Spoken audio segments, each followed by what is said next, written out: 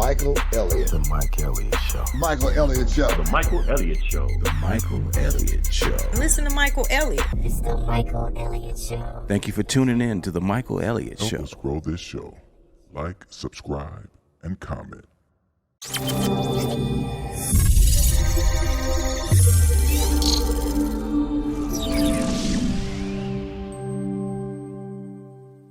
Welcome to another episode of the Michael Elliott Show. I'm here again with another guest. You know what I'm saying? It's all about Las Vegas and everything inside of it. If you don't know about Vegas or the things that's in it, all you have to do is check out the show, pay attention to some of the things that happen, some great stories, some great energy and things like that. We got a host of guests that'll be here. Also, make sure y'all check out other stuff that's on UMTV and make sure that you check out everything that we're doing and subscribe, like, hit share, and listen. You'll learn a little something about Las Vegas. I got my man in the house. I got my man Adrian in the building, Northtown in the house. What up, Adrian? It's all good, man. All good. Absolutely, man. Yes. So Adrian is one of the people that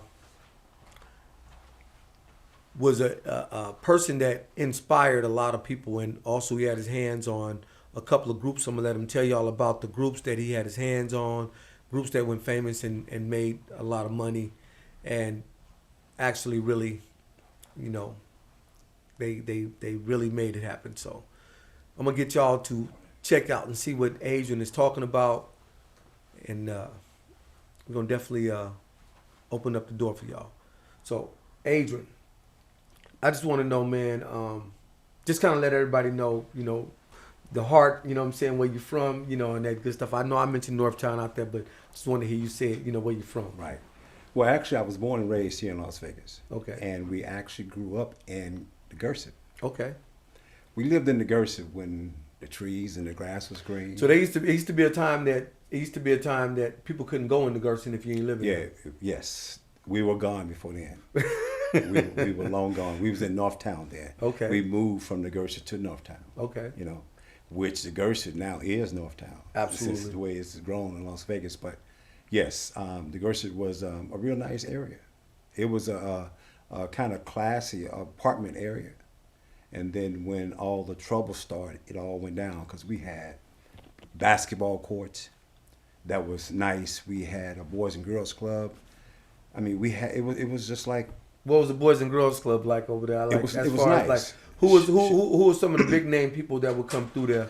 Well, actually, then I was very young. Yeah. You know, very young at that time, and it really wasn't nobody big that you would know except my brother. You know. Right. Your brother is Bobby Joe.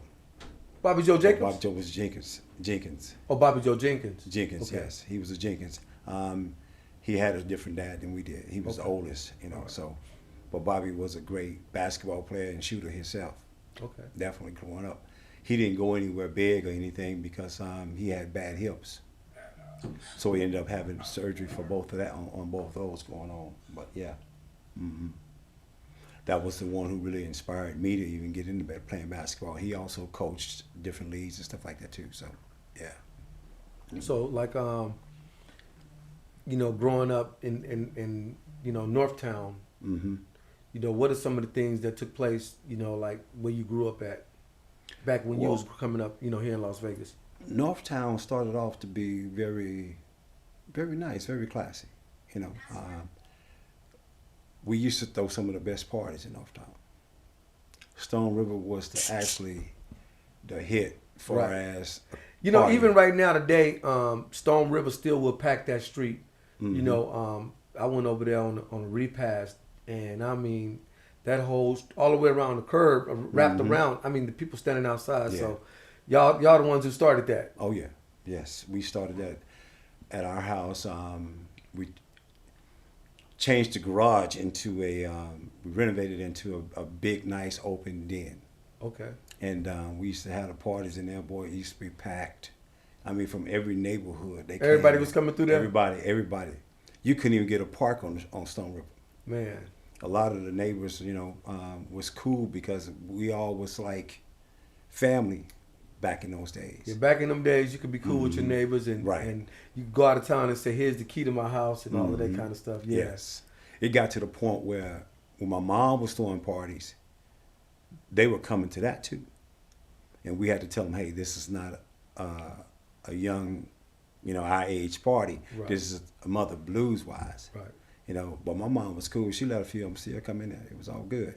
We got to the point where we had to have her parties on Fridays and our parties on Saturdays. So it worked out, and we let people know how to handle things. It was good. So you DJ'd the parties. I DJ, yes, my mom blues parties. Yes, Okay. I did. And how'd you DJ? I mean, what was your first DJ gig, and when did you start DJing after that? After you left the house? Well, it was Jim Bridger Junior High School. Whoa! In the gym, one turntable. Man, I used to come to those parties. Yes, I used to be 50 in cent there. to get in. 50 cent, yeah, absolutely. It was 50 cent to get in. I would come Yeah. to those parties, man, and it was all about the girls. You know what I'm saying, for me, because I ain't know how to dance. Well, I remember they used to come find me to make me dance with this one girl because we were closer to the same age, Right. And everybody else was older than us. Mhm. And you was doing the party, you was doing the Right. DJing, and we paid 50 cent to get in. Yeah. But they always wanted me and this one girl named Karen to dance, Mhm. like because at the end of the night it's the slow song. You know what I Right. mean? That was always the little thing. So Oh, yeah. you put that together and give us some of the stories. You know what I'm saying Well, about? with John Birch, not John Birch. I'm sorry. John, what was it John Birch? John? I can't remember his name. He was an older cat, and him and I always talked about it. Having some parties and everything. And so he said, "Yeah, we can do that." I said, "We're gonna charge." He said, "Yeah, we can charge 50 cents." I'm like, I'm thinking of $1, or Right. something. But it was all small back in the days. But yeah, we had a packed house a lot of times. It was fun. It wasn't no gangs at that time. Right. Everything was just, You remember any of the people that come through there? Any of the names? well, it was just neighborhood people. Basically, when it came down to Jim Bridger. Right. But know. yeah, some of the people that grew up over there that showed up and came and supported and hung out. Well, and we had the Slocums, Mike and Don. We had the Gordons. We had the Millers. We had the whole So neighborhood. the Slocums was like, give me a little history on the Slocums so people can know who they are. The Slocum brothers was also in sports. Great guys. Me and Mike was pretty close. We was kicking buddies when it got to the club days. We Yeah. got a little older and stuff. Yeah, all the clubbing and everything. It was me and him on the dance floor from start to the end. They hooped at Rancho, right? Both. Oh of them, yeah, right? they was both ballers for sure. Yeah. Definitely, both of them was ballers. Yes, definitely, Okay. and great athletes. What about the Gordons? Gordon's basically was more in the boxing area. George was one that won the strongman Tough man contest. tough man, Yeah. tough man competition. Yes, he won that. Won He beat 50,000. he beat Butterbean. He beat everybody. Yeah, George, but that George was knocking. him out left and right. George, he beat Butterbean to win. Right. To win Yes. $50,000 in cash, cash and prizes. Yeah. Yeah. But his brother ST was a good fighter too, He was a champ. and he was a left-handed. Yes, he was Yeah. a champ at one point. Yeah, he was the cruiserweight And champion. then George came up and just dominated. He was knocking people out left and Hey, right. listen, did y'all know George Gordon? I mean, ST Gordon was 22-0 with 20 knockouts when he yeah. And of course, Don King he fought underneath Don King. So, cruiserweight, it wasn't like, a lot of money for that, but yeah, ST, Well, back in them days, the money wasn't like it is now. yeah. Same with sports, the NFL. Money is crazy now. So after you started DJing, what you started doing? Throwing parties? Doing shows? What was next? Well, I got into sports more, playing sports more. The shows didn't come into after school, after high school. Okay. I went to college, and What school my you first went to? year We of gotta college. hear- we gotta I hear- actually went to. We got to hear what school you went to. It was actually Antelope Valley. It was Okay. it was JUCO. They Oh, called it's it a now. couple of folks went up Which there. was a Yeah. whole gang of us went up Yeah. there. Matter of fact, we went up there and we started the parties out there. Oh, We yeah? had Victorville, Riverside, Palmdale, all them coming to the party in Lancaster. Okay. Yes, I'm telling you, we had Lancaster jumping, man, and it was hardly anybody there. But we was at the door. We was charging. Right. We would take turns, Custer Ray, Yeah, I remember Custom. God bless his heart. He just passed and went to the Lord. Rest in peace. But yeah, Mike Smith, Billy Banks. I mean, James Fuller. Foo. Yeah, we all was down there, man, and it was like a big old party. It was just a party, man. We was doing more partying. Was than Tracy anything down else. there too? Tracy Holman, did he come down there? No, I don't think Tracy was there. He might have came after. It's somebody that was think- talking that said that they went down. I can't think of who. Mike, Andre Johnson. Andre Johnson. Wow, that doesn't No, sounds familiar. yeah, they was. I didn't last too long because I had to have heart surgery. Okay. Yes, that ended my career in sports wise. Okay. And since college was more like on a athletic scholarship, I couldn't do anything. So it was all over. We were a poor family and didn't know we were poor. But yeah, so that ended all that. And then from that point, I went into running nightclubs, promoting concerts. I mean, anybody old school, you name, we have done. You So know, what was it like promoting old school concerts? It was great because back then in those days we didn't have any issues, no problems. You know, the crowd was like laid back, and people just enjoyed shows. And the main thing about that show that I don't like about shows today, we had normally 3 artists on the show. You had your opening act, you had your mid act, and you had your closing artist act. They did at least from 20 to 30 minutes to like 40 minutes to like an hour and 20 minutes. And they got to sing a majority of good songs. Now it's like they get like 30 seconds, 40 seconds of this song, 40 seconds of that song. Right. And you got about 10 different acts on the show. And you there all night. You know, somebody told me about a concert they went to. It was 3 hours before you even got to the 4th act. Right. And you Fourth still act. and you still had 4 more to go. You know, and so those days just made me really get out of the business. I didn't want to deal with it like that. Now I'll promote something, which I am going to be promoting a gospel show pretty soon. Okay. And I'm only going to have 3 acts. So when you One is a local cat. when you started bringing the old school in, like who are some of the old school that you actually communicated name with? it. We You talked talking about about- Keith Sweat and Keith Sweat, for him sure. wanting to do some things with one of your groups and things like that. We co-produced that with Al Heyman. It was Keith Sweat, Salt and Pepper, Kid and Play, and who else was on that show? MC Light.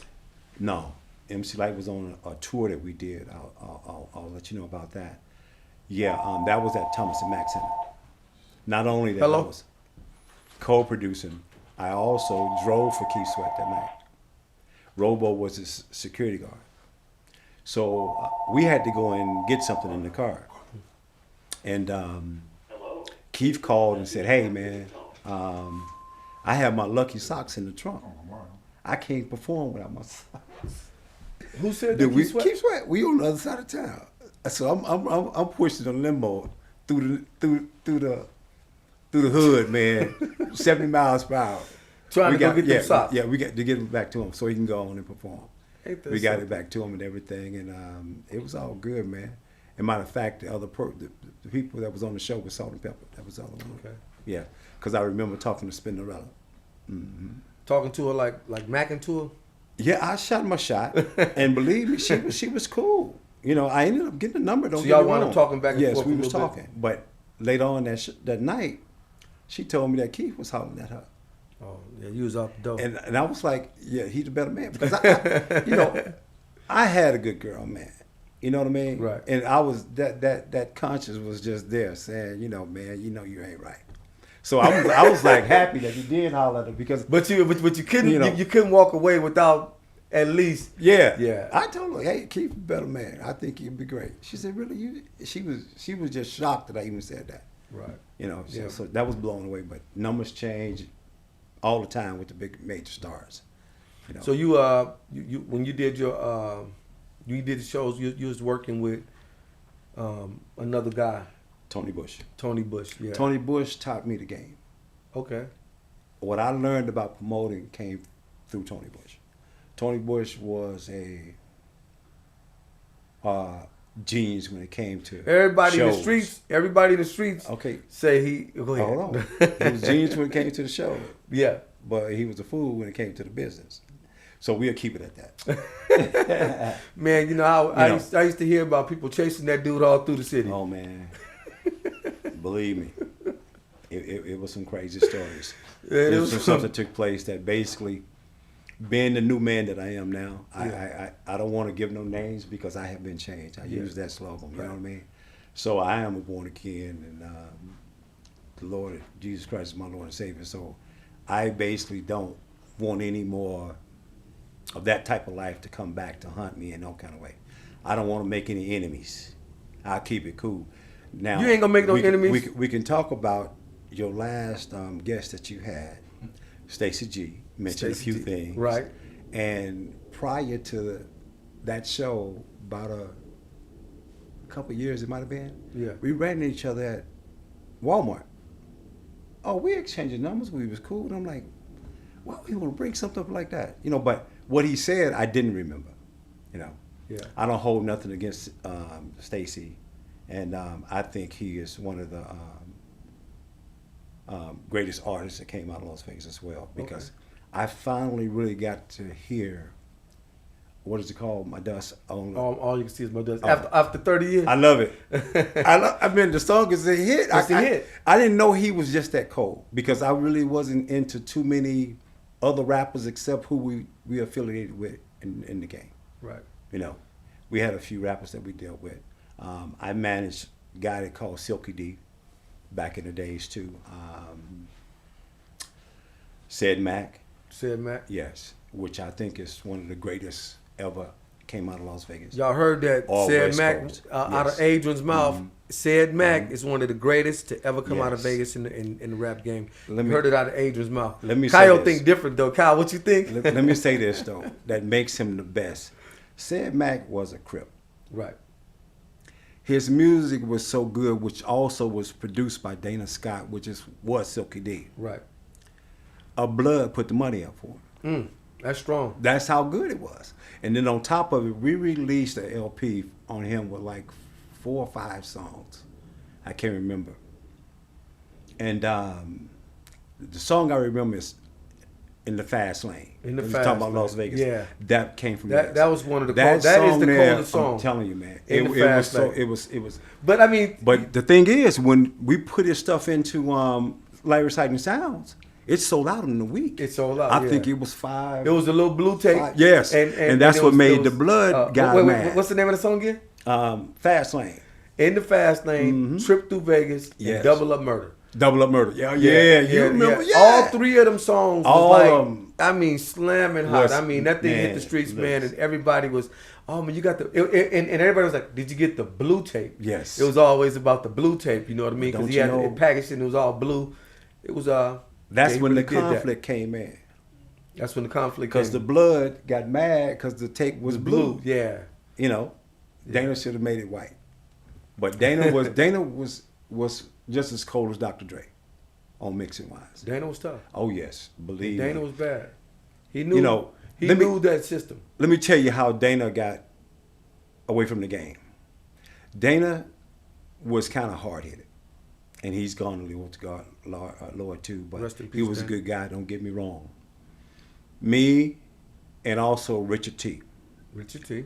told him, do not send his songs to Hammer. Right. Hammer stole all his ideas because I told him, I said, look, man, let me tell you Now I something. heard this. You have samples. You the second person told me this. I said, Dana, these are samples. You can't copyright samples. They already been copywritten. That's your ideal. Hammer took, have you seen it? Hammer Time. And what was the other one? I think it was 3 of them. Those all songs, mixed that songs with Rick James and the Shylights. Hammer used to live in the Gerson a little bit. I don't know about Yeah. I don't know nothing about that, but he took all his ideas and Took everything. That album made $32 million, and Dana was sick. I heard this. I heard that. I'm telling you, man. I heard that. He quit the business, didn't want to get into it, and then before he passed, I had him slowly coming back in it. Right. And believe me, man, he I was had did a producing song some with stuff. with Silky D with the Jim Weaver In memories yeah, of the a few, I'm commercial. on that song. Mm-hmm. Yeah. Yeah. Mm-hmm. E on that song. Right. Carolyn, Right. Walder, and Yes. Jim Weaver. That man right there put it together though. It was a really good song. It's called "In Memories of a Few." It's on it's on YouTube. Hey, look, we'll get back with y'all in a minute. We're gonna pay a little bill right now and get right back with y'all. All right. At Uncle Mario Total Media, our list of services is endless. We specialize in creating podcasts, producing and recording music, designing graphics, integrating business into the metaverse, crafting stunning music videos, and delivering top-notch film production. There's nothing we can't handle. Our team of talented professionals is ready to bring your vision to life. Uncle Mario Total Media, where creativity knows no boundaries. Yo, we back. Make sure y'all click subscribe, hit like and share, and listen again. Don't be stingy. Make sure y'all put this in somebody else's hands, okay? Don't be stingy. We got my man Adrian in the building, and we just kind of like chopping it up, talking about this Vegas life and all of that good stuff. Adrian, you also you did manage a group that became famous by doing a song with another group. Who's that group, and what was your involvement, and what all took place so the people could know? Well, the group eventually was called Sweeter Than Sugar. That became 702. Okay. Yes. So the group that was called, the group that their first name was Sweeter Than Sugar, Mm-hmm. and then after that they became 702. Correct. So when they was Sweeter Than Sugar, that was your group. Yes. So you the one had them in the little shorts, the little bunny look. Well, that outfit I put them in is because it was the like bow tie. It with was like the white shirt and the bow tie and the white shirt imitated the referee of the game.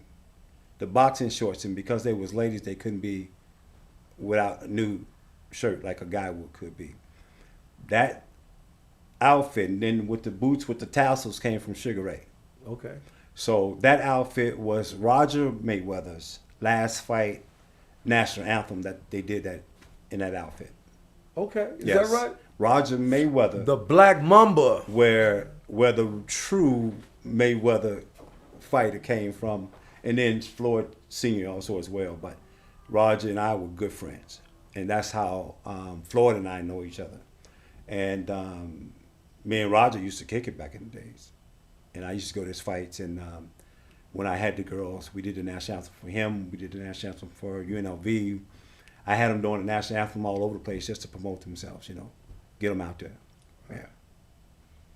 And let me tell you how the group really got started. First, it was just LaMisha.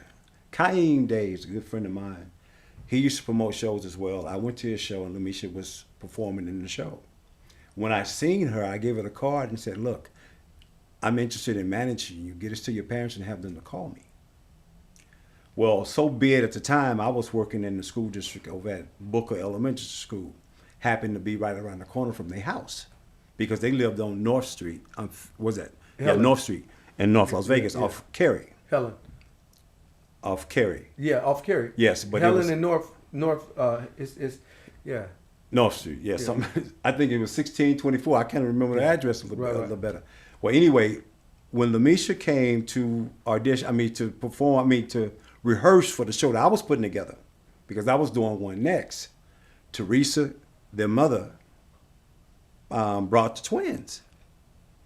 And so when we was rehearsing, we were about done, and she go, wait a minute, you ain't heard my baby sing yet.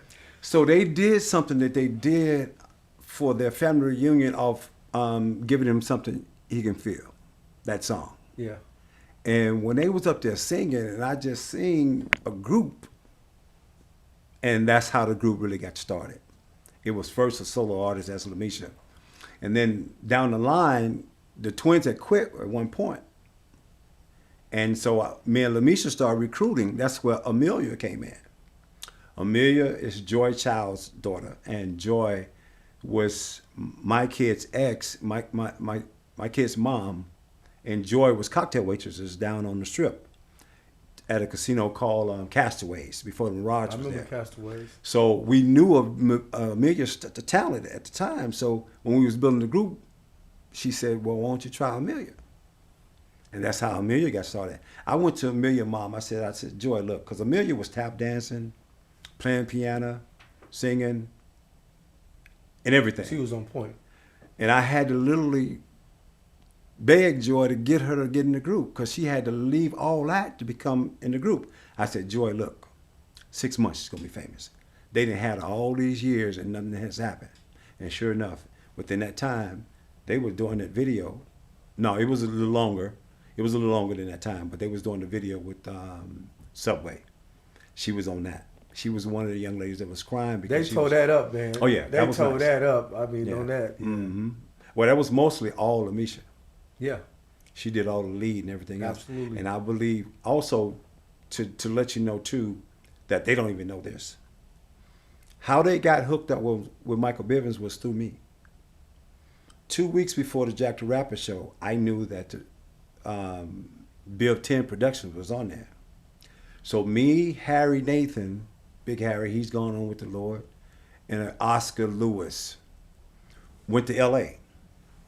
And we went to a club. I thought it was Princess because inside the club, everything was purple.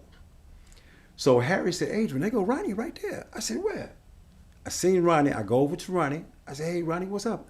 I said, remember me? I'm the promoter on the... He said, yeah. So he remembered me when we did co-promoting with Al Heyman when they was here in Las Vegas.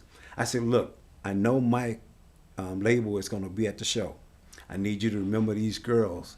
Their name is STS, but remember the oil treatment STP, and you remember them, right? Because they were sweeter than sugar.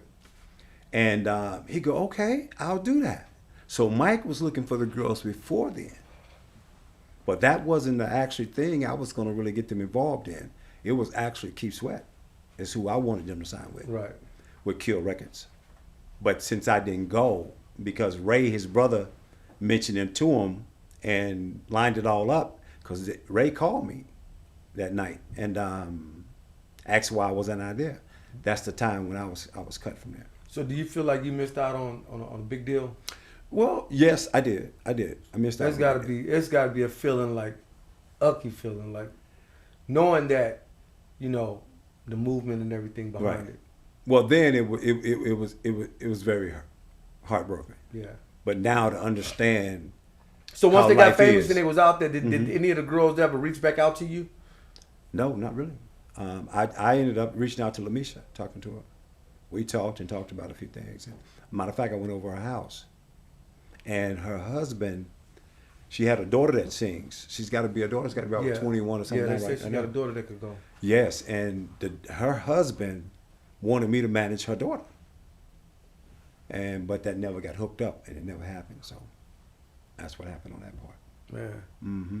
And so anything like that you're doing right now that that's entertainment, is there something you got going on right now? No, I'm actually just building a young group again, a 14-year-old group through my my great niece, and that's about it. Is it I'm a gonna name behind it, or is it just a name, or is it? Well, no names yet, because it's still building. So they singing or rapping or dancing? Singing. You know, I'm all about singing. The So rap industry. So you got an ear to hear a really good singer when you know. Oh, yes. Really good music. I'm a talent scout as well. So Manager, so talent so the slash people talent that you scout. have now, your niece and the group, Right. are they better than 702? I wouldn't say that because you're looking at age difference there. You know. Was You the know. fire when you seen how good No, 702 was? I got to tell you something. Lamisha, there's nothing like a Lamisha over all these years because I tried to build a group also. Lamisha was always on it. She wanted to make it happen. That girl knew she was going to be a star. She Lamisha drove not me. one of the twins though, right? No, she's not one of the twins. She's older. She's older than the she's the twins. sister though, right? Yes. Yeah. They always granddads. And believe me, she drove me. This girl had a heart to do it and wanted to. Every day she calling me. Every day, let's make it happen. Let's do this. Do that. Nowadays, it's nothing like it. Nothing like it. If I had 4 Lamishas right now, I can have a group signed and big in 7 months. Is Lamisha still around? 7 months. Yeah, she's still around. Yeah, she's still around. She's still here in Vegas. But that young lady there, she knew she was going to be a star. She knew it. So that's part of that. That's part of that. There's a whole lot of parts to it, but that's part of it. But you know, hey, it's all good. So what's some of the other parts like? What really kind of separated us? I did a show at the Hundreds. That was for us. Is to that raise- what Stacey threw the drink on the Well, no. on the mixing board? Did he? I don't know. No, he I said don't that think in it the was- show. I don't think it was. He said that. He said he was pissed off. He was mad because, you know, it was. I guess it was with Lavelle. That was Lavelle. Yeah, it wasn't no, with that you. was Lavelle. Yeah. No, that was after me, because Lavelle and Andrell, which is his wife, took over management after me. Right. Right, but You think Lavelle them did a good job? I don't know. I wasn't there. You know, they got, you know. I the mean, I girls- don't know, but what it seemed like to me is it seemed like that when Lavelle went away, that's when it wasn't popping for him no more. I really wouldn't say that, because you still had Sinbad involved. But it just seemed like Lavelle really actually, he was making a move. I remember when Lavelle first got the group, I had just started producing. And I really wasn't that good. I didn't really know how to work the keyboards. I just had the stuff, you know what I Right. mean? And he came to my house and he said, man, he brought the girls and he sat them in there and he was like, I need you to make a track for them. This is the song. Right. And I was like, man, y'all go ahead and I'll come back tomorrow, and I had a track ready. He was like, no, man, I want you to do it right in front of me. I said, no, I ain't that kind of producer, man. Right. I couldn't do that. Right. But I thank him for that opportunity. You know what I mean? He stepped up and came right with it. You know what I mean? Well, he did some things because he had money. This was, Lavelle well, I was mean, a- but just was a dope to brother. come to me and give me that opportunity. Right. Yeah, Yes. that was. I mean, he was a cool brother. Don't get me wrong. Yeah. Both of them, him and his wife, was good people. Yeah, his you know. wife was real good. Nobody really. That was a great family, very talented family. Yeah. They had talent all the way through their family and a couple aunts. You know, everybody. I mean, it was amazing. So you and Camila, which actually wasn't in. No, she wasn't involved at the time. Camila was. But you and Camila's mother, y'all did parties and y'all did fashion shows. Fashion shows. Back in the days, right there in Nucleus Plaza on Owens. Y'all know about that Yes. Nucleus Plaza, but we're Yes. putting that Nucleus Plaza on the map. You know what I Yes, mean? indeed. If you grew up That in was the Vegas spot. and you don't know about Nucleus Plaza, you know that was The spot that allowed a lot of blacks to, you know, do some things which weren't too far away from the Rouge. Moulin Rouge was maybe a few blocks over, and then you had Loves, you had all kind of the old clubs. Right. Back in those days, wasn't too far away. A lot of convenience stores that was very known back in the days, you know. So the Nuclear Plaza allowed blacks to come and do different things, and where we were still kind of segregated in a way during that time, but Nuclear Plaza opened the doors for a lot of black people that was doing some stuff. And so also we got Cool Kyle in the house, you know. Kyle, you know, we actually are the first people, the first production to do a hip hop inside the Town Tavern. You know, was you there? I don't think so. Or you was Town Tavern, no. with me, Big Lee, and XL, and Bad Boo, and No, I wasn't there. yeah, that's probably the only hip hop, first and only Mhm. hip hop that was done in the tavern because they did all blues. Right. Yeah. Adrian, what was Sinbad's involvement in 702? I didn't know that. Well, Sinbad basically, I had the girls at the Caesar's Palace. And I said, okay, girls, come on, I see this guy named Sinbad. Come on, let's go meet him. Lamisha first thing, who was that? They didn't know who he was. On the show, it seems as though, you know, he played a big part. But when I took him over there, they sung something for him, and he just fell in love with him right then and there. Before you know it, he was getting a number, address, everything, and went over to the house that same night. So that's how he got involved, and I think where he picked up, you can get finder's fee. When you take a group or artist to a record label, there's a finder's fee. And depending on what they do can determine how much money you can make. from $5,000 to $10,000 to $15,000 finder's fee. And Sinbad, basically, because of the fact that we didn't make much money on the show that we did, and I want to tell you why me and Lamisha got into a little argument. But Sinbad was the one who made, I think he put up the money and allowed them to get in on time to Jack the Rapper through his name. So that's what he did. But back in the days, we had groups like Final Approach. We had Out to Play. We had groups that was on a level. Out to Play was something like what's that group called? H-Town. Okay. Then you had Final Approach was like a slash Boys and Men to After 7 combined. We had and still have so much talent here in Las Vegas. It's crazy. Some of the most beautiful women, but everybody is afraid now. Everybody is, to me, it's about smoking weed, sex, and drinking. That's all the Vegas has become now. All the talent and everything else that we can expose and make happen, you can't get it together. I've been trying to build another group for years, and still is trying. Been trying to do fashion shows again. It's just a fact. I've dibbled and dabbled in some fashion shows, some hair Everybody, shows, man, and everybody things is that. like, think that you out to get them. You know, you can tell them, hey man, bring everybody you want, your whole family, bring them to the rehearsal, bring them to the show. You know, so it's just crazy. So at one point I was thinking about moving to Atlanta. Oh man, that would have been Yes, insane. Derry Lightning, he went to Atlanta and got it going on.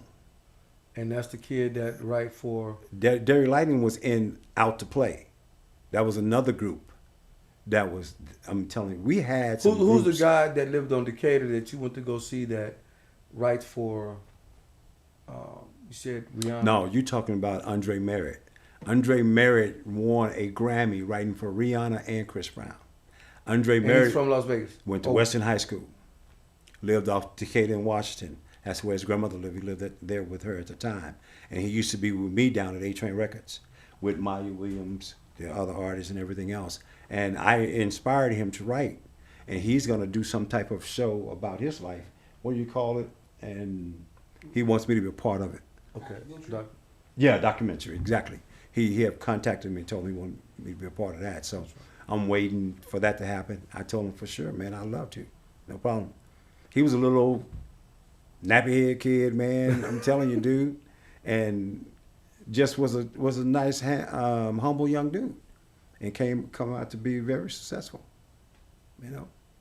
So yeah, your new group that you are putting together right now, man, I wish you luck on it. Anything that you want to tell the people right now? For as Information or... Well, I say this. In life, you got to trust somebody. If somebody's out there trying to make your dreams come true, take a shot. Because the only way you be successful, if you take a shot and fall, you're still successful. You keep going, and soon you'll make it. Denzel Washington said it the best, never give up. So I would just inspire people to, hey, go after those dreams. No matter how old you are now. Through social media now, you can make some money. So that's what I would tell them. So now tell us why you and Misha got into it. Me and Lamisha got into it because of the fact that she didn't understand the promoting game and to how to make money. Final Approach was better than 702, hands down. So she came up and said, why you put them on our show when they better than us? And I told her, I said, look here, young lady, what is it going to look like when you got a deal next week and they don't? And I left it at that. I put Final Approach on the show because Final Approach was pulling girls left and right. Marketing. And we needed money. So I had to put somebody on that show that was going to pull Las Vegas people into the show. And most of the people that came was really for Final Approach. You ever put Stacey G on the show? Stacey performed, he opened up for NWA. How did that go, man? Well, it went pretty well. He did okay. We had our issues and we had our problems, but like I said, I don't want to throw no names because I've been changed. Yeah. What he said on your previous show, I don't recall. I don't remember. Right. You know, and as far as anything else, nah. That show basically was a great show. You know, Right. was a great show. Right So on. Right on. I was actually emceeing it too, promoting it and emceeing the show. You know. Was we at that NWA show Yeah. at UNLV? Yeah. What is it called? That's Artist when we. Hall? That's when we Yeah. had words with NWA. I wasn't at that one. Yeah, you Is were. that when we had on all the feeling? We had the feel on. Yeah, absolutely. All that took place. Well, don't you know Easy used to stay at my apartment? Okay. Yeah, Easy stayed in my apartment most of the time. When he didn't want to be known in Las Vegas. Yeah. Matter of fact, he even drove my Chevy to LA before. You know. Your glass house. All the NWA, we was cool. Your glass house. Yeah, man, it was cool. That was actually on one of Silk's album covers, on one of his tapes. The he Glass released. House? Yeah. Yeah, So- Kyle. We was there at the Artemis Ham Hall. That day, they secured lay low. Shot a 38 in the back. Now, you know how UNLV police are. Yeah. They ain't no joke. Right. But that day, they got punked. Did nobody show up? I'm like, Laylo, man, what you doing, man? Don't you know these people gonna come here? And I just knew the show was gonna get canceled. Didn't nobody show up. No, that 38, When you say nobody show up, what you mean? no security, no police, no nothing. Only security that was there was our security. Back then we had Big Jeff. Back then, yes. Big Jeff, and we had big what's the cat name? He just did something for me for New Year's. James West, Big James. Yeah, yeah. We had a few big guys that we used throughout our shows and everything that we did, from the nightclub to promoting concerts. Man, there y'all have it, man. My man Adrian in the building, right out of Northtown, in the house. Northtown in the building, Las Vegas in the house, and make sure y'all pick up y'all some Vague gear. Also, don't forget to click subscribe, hit like, and share. Watch some of the other shows. Catch us every week right here on the Michael Elliott Show. I am Michael Elliott, and we'll talk to y'all next week. Peace. The song's lyrics emphasize the importance of making responsible decisions after a night out, and the use of a rideshare service as a safe alternative to driving under the influence. By amplifying this message through sharing to your platform, you can help raise awareness about the risks of drunk driving and encourage your audience to make smarter choices. Share this song and save lives.